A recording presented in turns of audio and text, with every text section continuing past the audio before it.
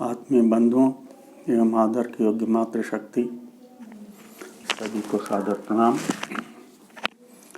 आज आत्मिक विकास का राजमार्ग का 14वां एपिसोड लेकर आपके सामने उपस्थित हुए हैं। बीच में कुछ विलंब हुआ, उसके लिए क्षमा चाहते हैं।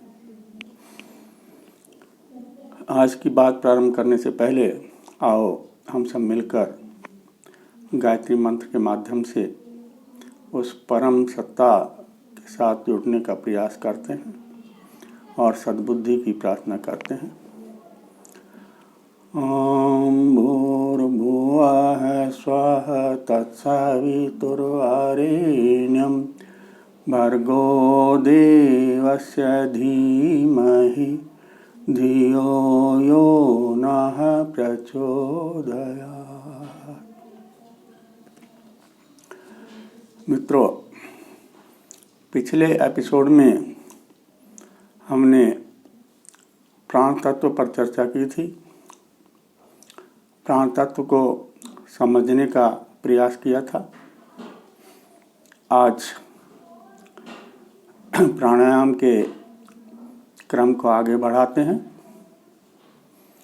परम पूज्य गुरुदेव ने प्राणायाम की प्राथमिक कक्षा के 2 शिक्षण बताए हैं। उन दोनों शिक्षणों को हम सबको आत्मसात करना चाहिए।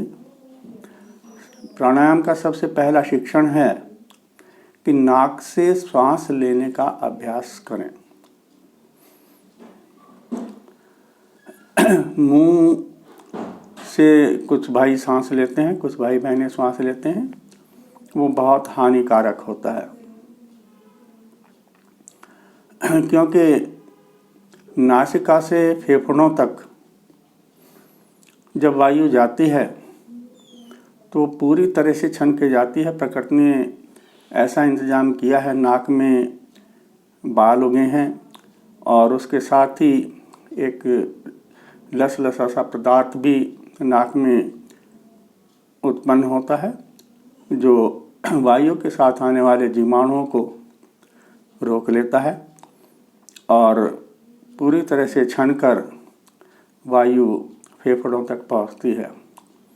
इसके अतिरिक्त ये मार्ग इतना लंबा हो जाता है कि सर्दी या गर्मी का जो प्रभाव होता है वो फेफड़ों तक जाते जाते समाप्त हो जाता है।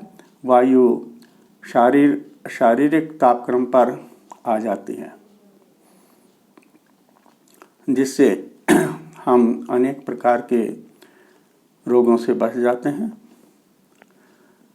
और जो लोग मुंह से सांस लेते हैं, मुंह का द्वार बहुत बड़ा खुला होता है।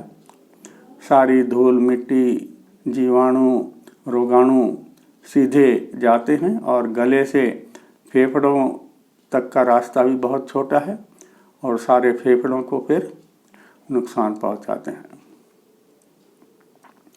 परम पूज्य गुरुदेव ने इस बात को ठीक प्रकार से समझाने के लिए एक उदाहरण अपने प्रवचनों में दिया करते थे कि एक जंगी जहाज जो कि समुद्र के बीच में था, उसमें एक बार चेचक का महारोग फैल गया और काफ़ी लोग चेचक से मारे गए। उस महामारी में काफ़ी सैनिकों की जान चली गई। बाद में वहाँ उपस्थित डॉक्टर्स ने उसका विश्लेषण किया, उस पर विचार किया, तो ये पाया गया कि जो लोग मरे हैं वो सब वही लोग हैं जिनको मुंह से श्वास लेने की आदत थी, और जो नाक से श्वास लेते थे, नाक से श्वास लेने की आदत थी, इस तरह के किसी भी एक भी सैनिक की मृत्यु नहीं हुई। तो इस प्रकार यदि हम नासिका से श्वास लेने का अभ्यास डालते हैं तो हम काफ़ी रोगों से बच जाते हैं। विशेष रूप से जो खिलाड़ी हैं वो देखा गया है कि जब वो ज़्यादा वर्कआउट करते हैं तो बॉडी को, शरीर को ऑक्सीजन की अधिक ज़रूरत पड़ती है, तो वो कमी को पूरा करने के लिए मुंह से सांस लेना शुरू करते हैं, जो कि कई बार हानिकारक हो जाता है। उनको प्रयास करना चाहिए कि नाक से ही सांस लें, नाक से सांस खींचकर मुंह से छोड़ें, तो प्रक्रिया सरल भी हो जाती है और अनेक रोगों से उनका बचाव हो सकता है।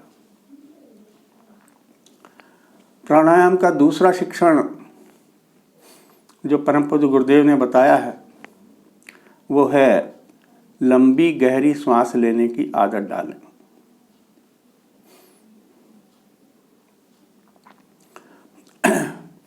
हमारे फेफड़े जो हैं वो अंदर से मधुमक्खी के छत्तों की तरह से उसमें कोष्ठक बने होते हैं, जिनकी संख्या लाखों में होती है। और वैज्ञानिक शरीर शास्त्री यह बताते हैं कि यदि उन कोष्ठकों को खोलकर पृथ्वी पर बिछाया जाए तो 130 से 150 वर्ग गज क्षेत्र में वो फैलते हैं, इतना उनका क्षेत्र होता है। तो जब हम उथली सांस लेते हैं तो बहुत कम हमारे फेफड़ों का हिस्सा खुलता है और बाकी बंद रह जाता है, जिससे हमारे शरीर को ऑक्सीजन कम मिलती है। अगर आप थोड़ा सा गहराई से विचार करें तो हमारे शरीर का जो रक्त है वो शरीर की गंदगी लेकर वापस आता है और फिर उसको फेफड़ों में बारीक बारीक तंतुओं, बारीक बारीक नाड़ियों के द्वारा, शिराओं के द्वारा भेजा जाता है और वो फेफड़े के हर एक हिस्से में पहुंचता है और वहां से अपनी गंदगी फेफड़ों को देकर और ऑक्सीजन लेकर वापस आता है और फिर पूरे शरीर में उसका संचार करता है। अब आप विचार करके देखिए, जब हम उथली सांस लेते हैं तो हमारे जितने फेफड़ों का हिस्सा खुला है, जहाँ ऑक्सीजन पहुँची है, वहाँ जो ये गंदा खून जाएगा उसका तो शोधन हो जाएगा, लेकिन जो रक्त उस हिस्से में जाएगा जो कि खुले ही नहीं हैं, वो वैसा का वैसा ही वापस आ जाएगा और दोबारा से फिर हमारे शरीर के अंदर प्रवाहित होगा। अब वो गंदा रक्त दोबारा से शरीर में जहाँ भी प्रवाहित होता है तो शरीर के अंगों में कहीं ना कहीं इकट्ठा होना शुरू हो जाता है उसकी गंदगी, और वो फिर कई प्रकार की बीमारियों के रूप में सामने आता है, जैसे जोड़ों का दर्द है, गठिया है, नसों में रुकावट है और बहुत तरह की चीज़ें, बहुत तरह की बीमारियां उससे पैदा हो जाती हैं। और जब पूरे फेफड़े हमारे भरेंगे, पूरे फेफड़े खुलेंगे, तो फेफड़ों के हर हिस्से में ऑक्सीजन पूरी तरह से जाएगी और पूरे फेफड़े में जहाँ भी वो गंदा रक्त गया है वो पूरी तरह से ऑक्सीजन लेकर वापस लौटेगा और हमारे पूरे शरीर का शोधन होगा और अच्छे रक्त का संचार पूरे शरीर में होगा, जिससे हम सभी प्रकार की बीमारियों से, अनेक रोगों से अपना बचाव कर सकते हैं। इतना ही नहीं, हमारे पाचन तंत्र पर भी गहरी सांस का बहुत बड़ा प्रभाव पड़ता है। आयुर्वेद में जो भोजन पचाने की प्रक्रिया है वो जठराग्नि से उत्पन्न होती है।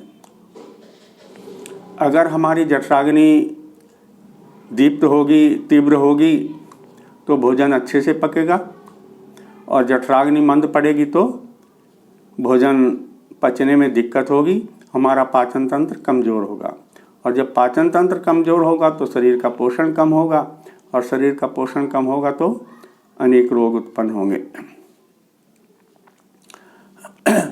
और जठराग्नि एक तरह की अग्नि है, और ये आप सभी जानते हैं कि अग्नि कहीं भी प्रज्वलित हो उसके लिए ऑक्सीजन की भरपूर मात्रा आवश्यक होती है, और जब हम गहरी सांस लेंगे तभी ऑक्सीजन हमारे आंतों तक, हमारे आमाशय तक, हमारे पाचन तंत्र तक पूरी मात्रा में पहुंचेगी, हमारी जठराग्नि प्रदीप्त होगी और उससे हमारा पाचन तंत्र सुचारू रूप से कार्य करेगा।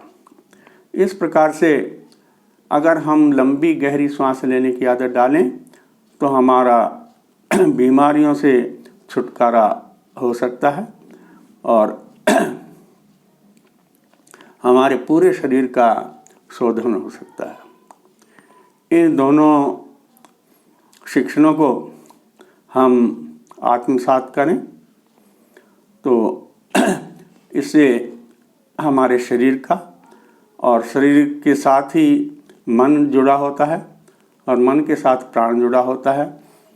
तीनों का शोधन होगा और हम स्वास्थ्य ही नहीं योग की दृष्टि से भी आगे बढ़ जाते हैं। इसी के साथ आज की बात को समाप्त करते हैं। अगले एपिसोड में हम प्राणायाम की आगे की गहराइयों में जाएंगे, आगे बात करेंगे। आप सभी का बहुत बहुत धन्यवाद।